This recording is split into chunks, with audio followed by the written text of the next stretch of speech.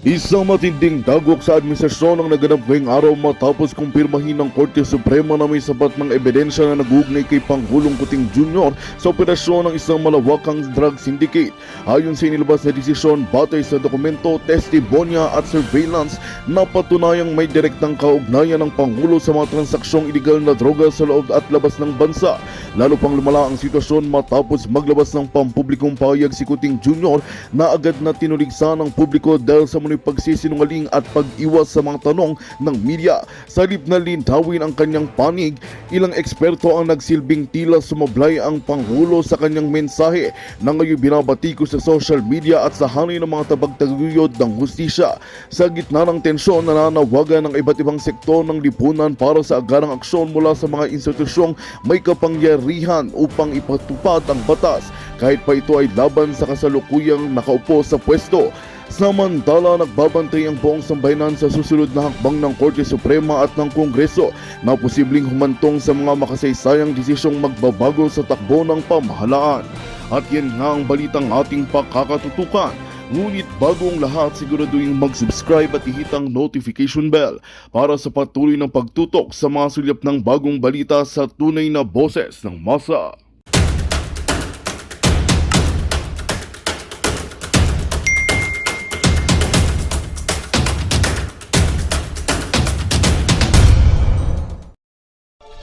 Ang pinakamatinding kasalanan ni Bongbong Marcos lumabas na at magpapadrug test na kaya si Bongbong Marcos. Ay, hindi pala drug test, hair follicle test. Dahil yan ang isa sa mga hinihiling ng Duterte at alam naman natin kamakailan lang na may interview si Bongbong Marcos kasama ng kanyang alalay, ng kanyang alagad, ng kanyang attack doggy na si Kato Nyingi. Ang kulit ng interview nila, mukha silang tangan dalawin. Ayun nga at gusto ng makipag-ayos ni Pangulong Bongbong Marcos sa mga Duterte. At yun naman ay parang ayaw din naman na namin.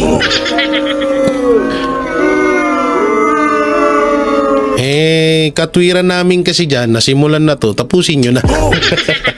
Oo, kasi isipin nyo maigi Oo nga pala, yun, shoutout kay Mami. Mami, hindi ko matanggal yung hingal sa mic ko. Wala po akong hihika, pero siguro kailangan bumili ng ibang mic. Yung may, talaga may cancellation disorder. So yun nga talagang nagulat ho tayo doon sa sinabi ni Marcos Jr. Pero ito ay isa na namang panibagong issue na naman. Isa na namang panibagong diversional tactic. Marcos, siguro kaysa unahin mo yung pagkikipagbati sa Duterte, unahin mo yung hiling ng taong bayan na hair follicle test. Kaysa doon sa tinatawag mong pakikipag-ayos sa mga Duterte. Tsaka ewan ko rin, hindi naman mga Duterte nakipag-away sa'yo. Ikaw namang gumawa niyan Unang ginawa mo yung kay Pastor Apollo Siki Buloy, isa sa mga malaking tinulong sa'yo noon. Diba? Ang laki ng naitulong sa'yo ni Pastor, pero winalang mo pa rin. Siguro mas maganda doon ka muna unang mangingi ng dispensa sa ginawa mo dahil 3 ang namatay doon sa pagpasugod mo sa kay OJC, Siguro mas maganda kung doon muna at bago ka umakyat sa mga Duterte. Yun lang para sa akin, Tapos may nakita akong picture. Ewan ko lang kung makikita ko. Paano ko ba ilalahad? Ito to. Hanapin natin dito. Ewan ko lang kung nandito yun Pero may nakita akong picture na parang alam nyo na, yung tipong wait lang, hanapin ko. Baka nandito sa kabila Ano siya yung tipong alam mo yung tipong parang eto daw yung magiging tandem. Ito daw yung magiging tandem sa bakit wala? Sa darating na 2028 presidential eleksyon, no? Oo, itong tandem na to. Ewan ko lang ha kung totoo ito, no? Pero ito daw yung magiging tandem. Asan na yung picture na? Ito. Download natin. Asan na yan? O, yan na. Naka-download na. Yan na. Ito. Ito na siya. Ito na. Ito daw yung magiging tandem sa darating na 2028 presidential election. Ay puti. Wait lang, liitan lang natin yung pictures nitong dalawang kumag na to, pero nakita nyo agad si Martin Romualdez, no? Ito daw kasi yung pangtapat nila sa darating na 2028 presidential election. So ito pakita natin. Yan. Kikita ba? President. Tapos Vice President si Erwin Tulfo. Ang lupit. So yan daw yung tinatawag na magiging tandem sa darating na 2028 presidential election. So kayo ba? Ang tanong. Letter A. Papayag ba kayong masira ang buong Pilipinas? No? Letter A, papayag ba kayong masira ang buong Pilipinas?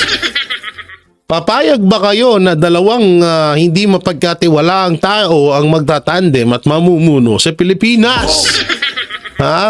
Kung nabudol na tayo sa pinsan, nabudol na tayo ng ilang beses sa pinsan niya, what if pa kaya sa kanya? Na alam naman natin na grabe na yung pinaggagawa niya ngayon. At sinasabi ko nga sa inyo, pag-usapang Tulpo, kay Ben Tulpo lang po ako. Pero dito kay Rapi tsaka kay Erwin, Naku po. Ako na nagsasabi sa inyo, wag na lamang. Pagkat wag na lamang. Mga kanta no? Panis. Mga barateros. Talented. Hindi lang pogi, talented pa. So kayo, i-comment nyo kung gusto nyo bang etong tandem na to, kasi ito daw yung hindi, sa totoo lang napapanaginipan ko to Ito na naman tayo sa panaginip natin. Napapanaginipan ko to na ito daw ang kakalaban sa Duterte sa Duterte presidential candidate. So kasi para sa akin marami kasing pwedeng mangyari. Pwedeng si Vice President Sara Duterte at si PRRD ang tatakbo sa 2028. Pwedeng ganoon. Tapos meron pang isa, pwede ring si Vice President Sara Duterte, tapos si Pastor Apollo Siki Buloy. Pwede ring si Vice President Sara Duterte, tapos si Senator Bongo ang kanyang Vice President. Pwede rin naman na si Vice President Sara Duterte o si Baste Mayor Duterte ang maging tandem sa 2028. So Jay, paano yan pag na-impeach si Sara? Ito, pag na-impeach si Sara, pwedeng si Mayor Baste Duterte ang maging presidente at ang kanyang Vice President ay si Pastor Apollo Siki Buloy. Pwede rin maging Vice Presidente Baste ay si Senator Bongo. Pwede rin naman si dating Pangulong Rodrigo Roa Duterte. Ang ganda nun. Hindi, alam nyo kung bakit ko bakit ko naisali si Pastor. Alam nyo kasi kung kayo talaga, etong tao na to, si Pastor Apollo Siki Buloy, hindi siya yung hindi siya puro kuda. Sa totoo lang kaya talagang kaming mga banateros namamangha kami sa kanya. Dahil alam mo yun, yung nakikita namin kay Pangulong Duterte ay nakikita din namin kay Pastor. At mas i-improve niya pa. Kasi biro mo, zero corruption tsaka war on drug ang kanyang talagang babanatan. Diba? Talagang marami lang talagang issue, maraming fake news labang kay Pastor. Kaya talagang yung iba medyo hindi pa rin hindi pa rin parang hindi pa nakaka-move on sa mga nangyaring issue. Pero ang ganda rin nung nangyaring senatorial candidate ngayon ay yung etong naging halalan. Dahil dito, naiparating din namin sa mga tao, sa mga iba't ibang kababayan natin sa mansulok ng Pilipinas na hindi totoo yung mga paratang kay Pastor. Kaya talagang namulat, sobrang mulat na ho siguro sa 100%, siguro mga 10% na lang po ang natitirang naniniwala sa mga paratang labang kay Pastor Apollo C. Quiboloy. At paalala lang hindi porket nakakulong siya, guilty na siya. No, hindi siya convicted kagaya nila Franz Castro. Hindi siya ganon. Hindi katulad ni Erwin Tulfo. Hindi siya kagaya ng mga yan na convicted or talagang nahatulan na. Sa totoo nga lang po, laging nagtatay yung laging ewan ko bakit panay LBM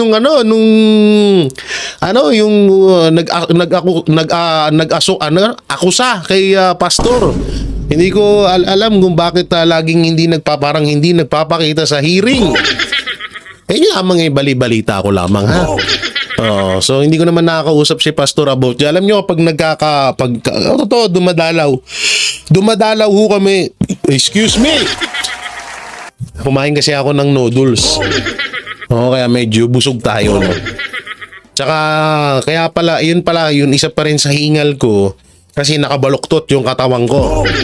Kasi nga, hindi pa ako, bibili ako ng magandang setup nito, yung nandito yung mic, no, na nakaganyan. So, naghahanap pa ako para naka-straight tayo. Tapos, bibili pa ako nitong lamesa para tumaas kasi ang baba.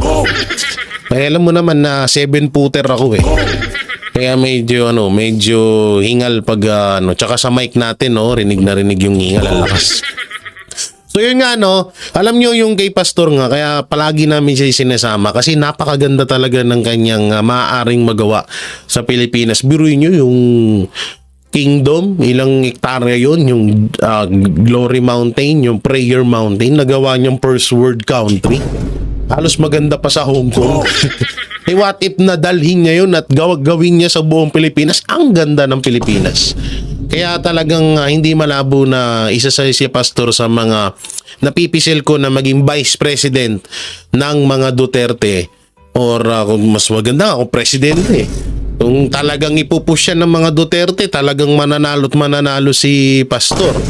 No, kung ang masama nito, ang masama lang talaga nito ay baka balang araw ang mangyari dito, si Vice President Sara Duterte ang presidente, tapos si Amy Marcos ang Vice President niya.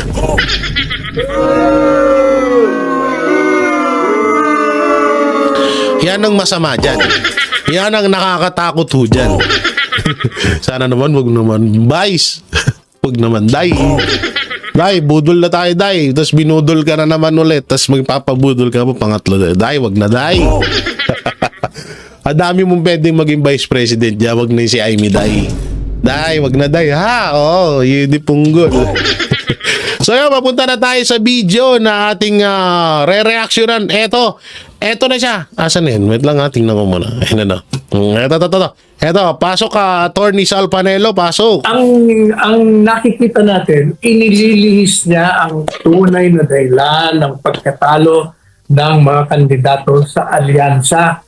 Nililihis niya ang dahilan kung bakit yung mga nasa Quadcom, nasa Tricom na yan, yung mga bumoto sa impeachment at saka yung mga sumira, naglumabag sa karapatan ang pagkatao ng Vice Presidente at ng dating Presidente, yun talaga ang dahilan. Ang ginagawa ni Toby, Congressman Toby, mawalang galang na sa iyo, kaibigan, pinagtatakpan mo ang pagtataksil ng Presidente Marcos Jr. sa kanyang sinumpaang tungkulin.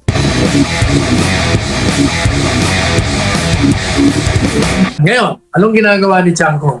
Magkaibigan tayo, Toby, Ayan ang sinasabi ko. Kahit ng kaibigan natin, kakampi, Tanungin niyo si Toby, magkaibigan kami na. Pero, pinuri ko siya. Pinuri ko siya noon na hindi siya pumirma sa impeachment. Okay yun. Okay yun. Pero yung ngayong mga paliwanag niya, na sinisisi niya, parang yun ang dahilan kung bakit natalo ang alyansa. Yun po, unang-una, katawa-tawa na nga, na bihirang-bihira tayo makarinig ng nasa kabilang partido na magsasabi ng totoo. Nagsasabi ho siya ng totoo kasi bahagi ho yun ng pagkatalo, yung impeachment bahagi yun. Pero ang nakikita natin, inililihis niya ang tunay na dahilan ng No, 'di ba? Hindi ako nagkamali. Hindi sa totoo lang ha. Papasensya na, naputol ko kayo ha. Kasi baka parang movie marathon naman mangyayari nung kung manood lang tayo na manood. Hindi, yung sinasabi ni Toby tuwang ko ba? Ano bang tamang bigay sa putang inang yun?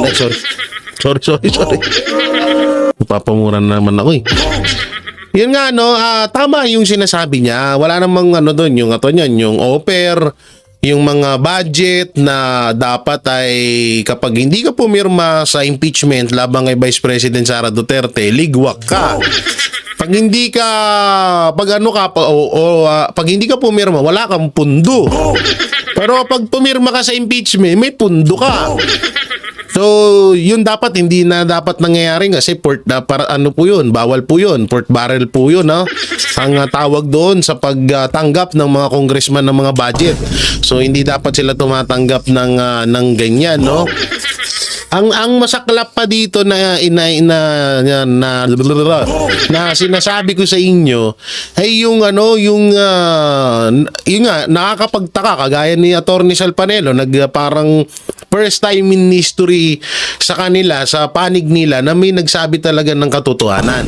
Kaso yung nga lang additional naman to, diversional tactic. Wow, additional. English yun ha. Siyempre, ganun talaga pag English, di ba? Di ba, boss? So yun nga tawag dito, yung mga ganyan kasing pamamaraan, pwedeng talagang may mga pinagtatakpan may pinagtatakpan si Tiangco, si Tuangco. Tuangco ba o Tiangco? Basta yun na yun. Si Toby, oo. So talagang obvious naman na may pinagtatakpan na alam mo na or baka pwede rin na baka inuutusan na sila kasi si Auntie Claire din si Auntie Claire din na medyo bumahit na eh. Ito pa isa naisip ko dyan mga kabanateros, mga kabiyaya. Isa sa mga naisip ko dyan, wait lang, ubo lang ako. Isa sa mga naiisip ko dyan, hindi kaya talagang na-realize nila na maling taktika itong ginagawa nila ngayon. Parang gusto nila maging, maging magandang ehemplo. Magandang halimbawa. Para sa darating na 2028 election, parang magsisimula ulit sila na parang mapagkumbaba. Parang tawag dito parang gusto nilang mahalin sila kasi una-una naging katotohanan, parang naging sampal sa mukha nila yung nangyaring eleksyon na hindi nakapasok lahat ng alyansa. Kaya siguro na-realize nitong mga hinayupak na to na pangit tong strategy na ginawa natin. Kailangan hindi ganito kasi baka matigpas tayo sa darating na 2028. Pwedeng ganun. Pwedeng ganun yung kanilang mindset ngayon kaya nagbabait-baita ng mga ina. Pagkatalo ng mga kandidato sa alyansa, nililis niya ang dahilan kung bakit yung mga nasa Quadcom, nasa Tricom na yan, yung mga bumoto sa impeachment at saka yung mga sumira, naglumabag sa karapatan, ang pagkatao ng Vice Presidente at ng dating Presidente, yun talaga ang dahilan. Ang ginagawa ni Toby, Congressman Toby, mawalang galang na sa iyo, kaibigan. pinagtatakpan mo ang pagtataksil ng Presidente Marcos Jr. sa kanyang sinumpaang tungkulin na proteksyonan ang kasarinlan ng ating bansa. Sapagkat ang ginawa niya, na pumayag siya. Kung hindi man, kasi hindi po ba, ang talagang hinala, hindi, si Marcos Jr. ang nasa likod niyan. Kasi sabi ng DILG Secretary Remulla, sila daw ang nagplano niyan. Tinatanggi naman nila ngayon. Pero kahit na nga na hindi siya nagplano, pero pumayag ka eh.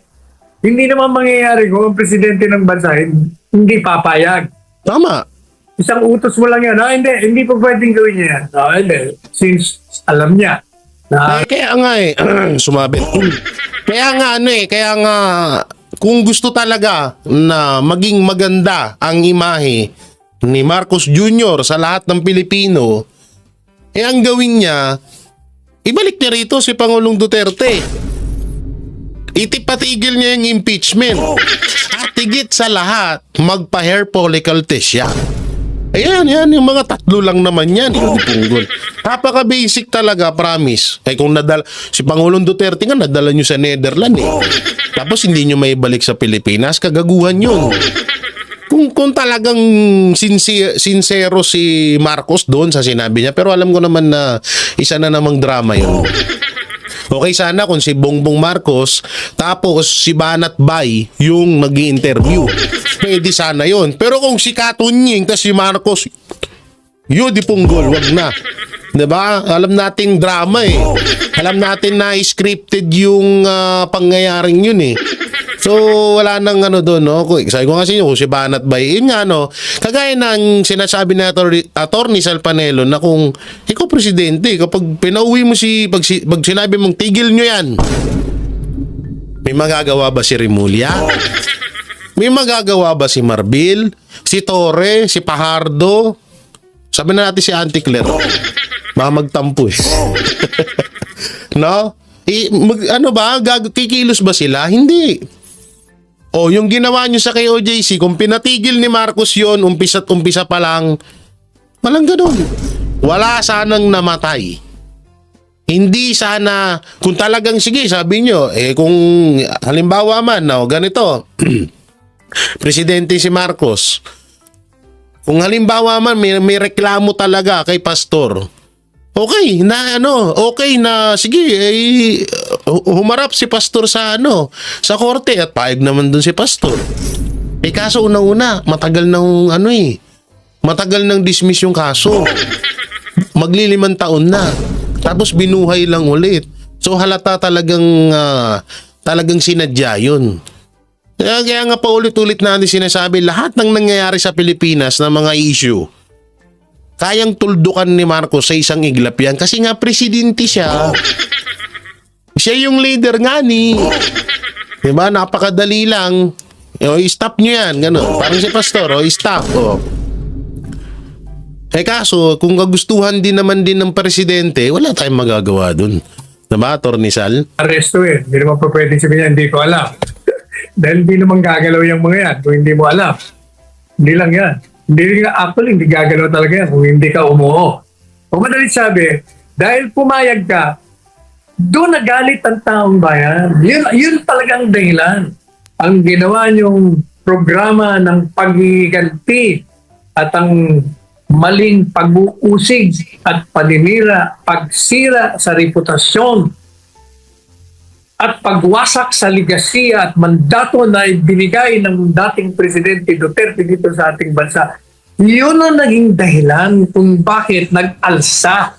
Mabuti nga yung pag-aalsa nila sa pamamagitan lamang ng balota at hindi sa madugong pag-aalsa. Sa balota nila pinadaan. Kaya nakita mo, naglagapak lahat ang mga nanira kay Presidente Duterte. Hindi ba? O sino ba? Sino ba yan? Ayan. O sino yung mga natalo? Sila na yun. Ilan lamang ang nanalo. O, napakaswerte pa nga nila at nanalo pa sila. Ha? Hindi alam nyo sa tingin ko si Aimee tsaka si Camille Villar hindi rin talaga rin makakalusot yan. Sa totoo lang, etong si Camille Villar tsaka si Amy Marcos, naniniwala ako na hindi to si Camille siguro, si Amy talagang merong focus. May mekos na nangyari dun sa boto niya. Tapos nakadagdag pa yung pag-endorso ni Vice President Sara Duterte. Kay Camille naniniwala ako na hinalal talaga yan. Pero kay Lito Lapid, kay Bam Aquino at Kiko, alam ko talagang rin yun na mekos din. Pero kung hindi na endorso ni Vice President si Camille, tsaka tawag dito, yang sino ba to? Butanginan to. Si Amy Marcos, hindi mananalo yan. Ako nga sabi sa inyo, si Tito Soto, totoo, kahit papano may laban talaga si Tito Soto. Pwedeng umabot ng top 11, 12, ganun si Tito Soto kasi araw-araw yan na i-expose yung pangalan niya sa Itbulaga. Pero si Ping Lacson medyo malabo din. Kaya nga tignan nyo yung mga si Pacquiao, si Revilla, si Abalos. Si Abalos grabe ginastos niyan. Pero nga bells pa rin, no? Ang pinakamalapit dito, alam nyo, may napanaginipan ako. Magandang balita ang hatid namin sa inyo ngayong araw. Sa pagtatapos ng aming balitaan, nagbigay kami ng mga mahalagang impormasyon. Maraming salamat sa pagtutok at pagsuporta sa aming programa. Huwag kalimutang manatili sa mga susunod na araw para sa mga bagong balita at mga kwento na dapat nating abangan. Mula sa Boses ng Masa, magandang araw Pilipinas!